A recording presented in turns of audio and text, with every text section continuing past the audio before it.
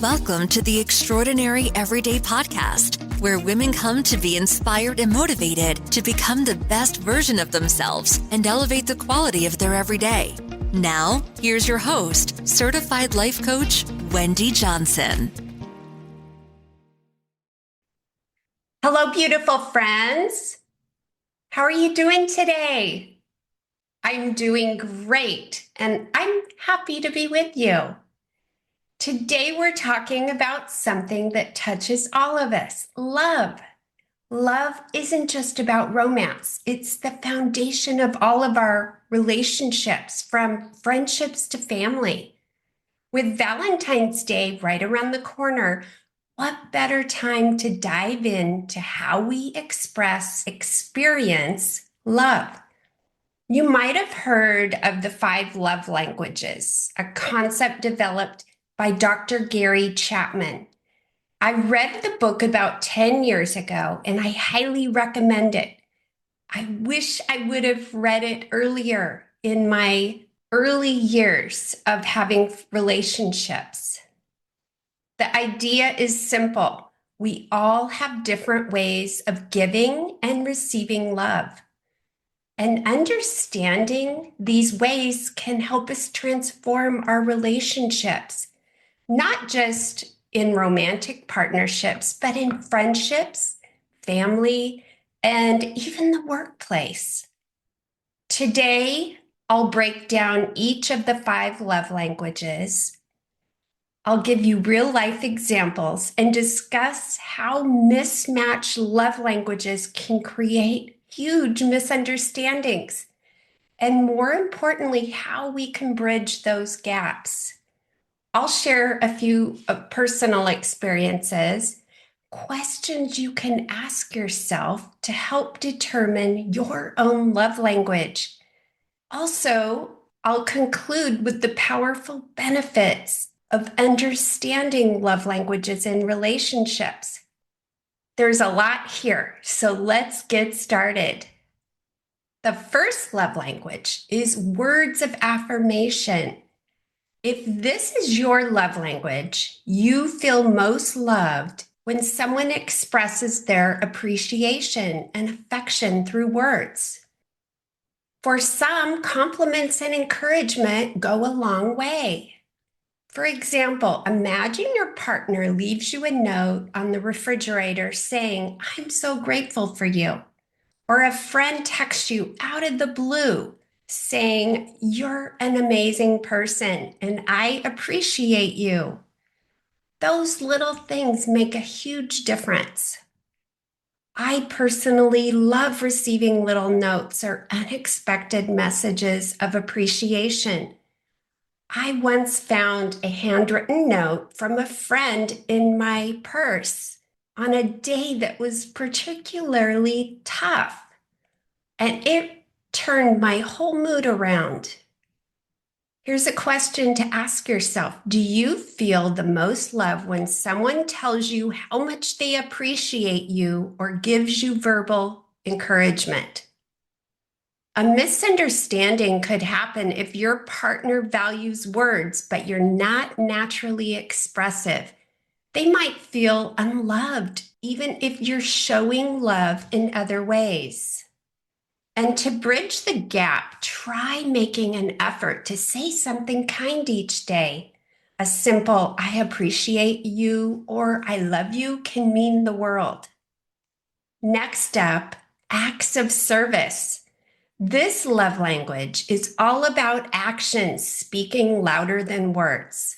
People who value this love language appreciate when others do things to help or support them. For example, maybe your spouse fills up your gas tank so you don't have to, or a friend brings you soup when you're sick. These actions show love in profound ways. This is actually my primary love language. It's not enough to tell me you appreciate me. I feel most loved when actions back up words. Things like a Friday night date night, special celebrations, or helping with cooking dinner and groceries can make a big difference in my world. A question to ask yourself: do you feel most cared for when someone helps you out without being asked?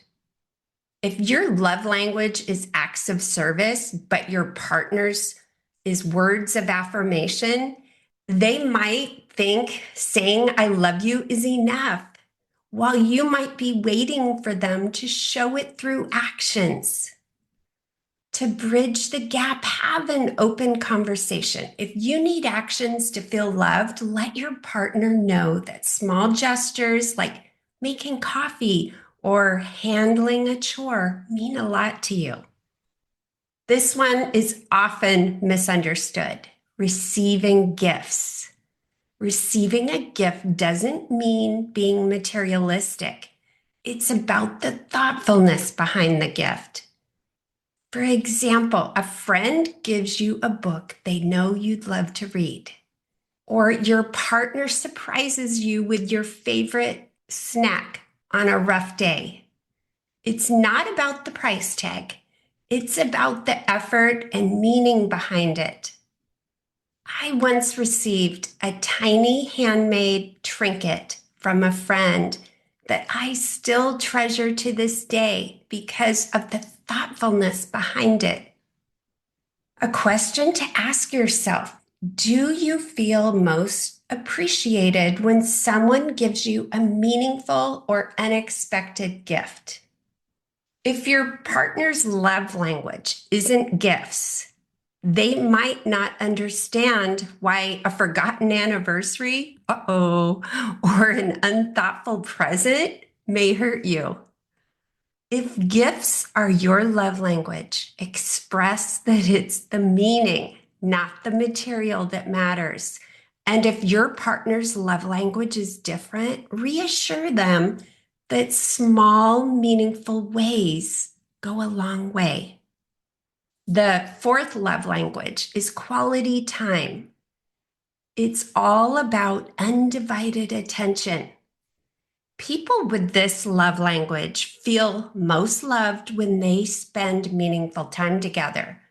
For example, turning off your phone and having a deep conversation, going on a walk together, having a distraction-free dinner. For me, there's nothing better than an uninterrupted conversation with a loved one where we're fully present with each other. A question to ask yourself: do you feel closest to someone when you're spending one-on-one time together without distractions? If your love language is quality time, but your partner is always on their phone or multitasking, you might feel neglected. I know I would feel neglected if I was with somebody who was always on their phone and not having meaningful conversations when I'm with them. To bridge the gap, set aside intentional time. Even 10 to 15 minutes of undivided attention can make a huge difference. Physical touch is the final love language, and it's all about feeling connected through touch. For example, a hug after a long day, holding hands with your partner, a reassuring pat on the back, sexual intimacy. I have found that a simple hug can instantly shift my mood and make me feel loved and supported. Here's a question to ask yourself: do you feel most loved when someone gives you a hug, holds your hand, or offers a comforting touch? There may be a misunderstanding if you need physical touch to feel loved, but your partner isn't naturally affectionate.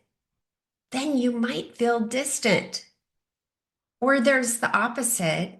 Your partner always needs physical touch, but you prefer to have your space, spend time with them, but have a meaningful conversation.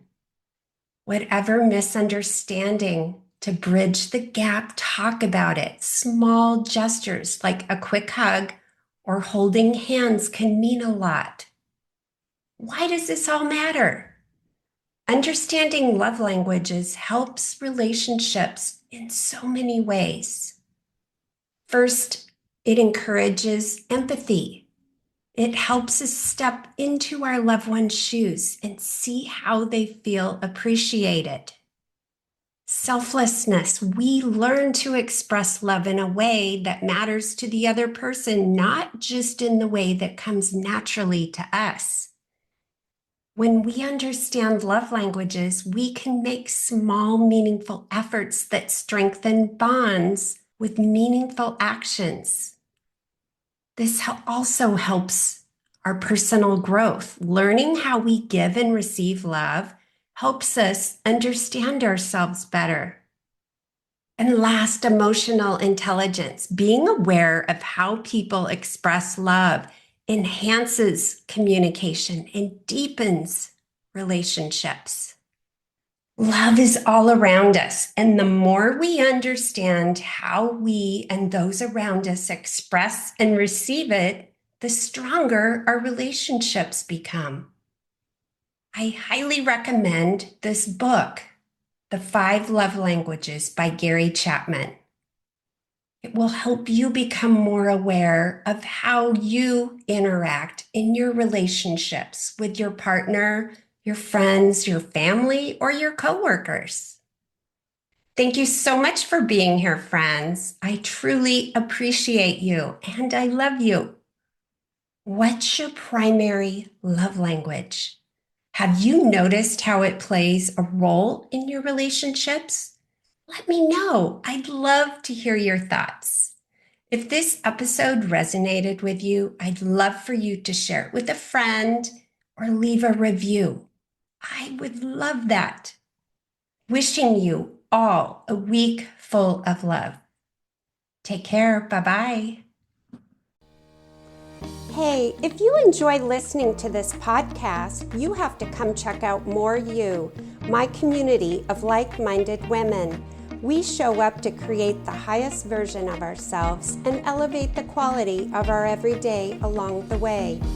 Head over to ontracklifecoaching.com/join. That's ontraclifecoaching.com/join. I'd love to see you in there.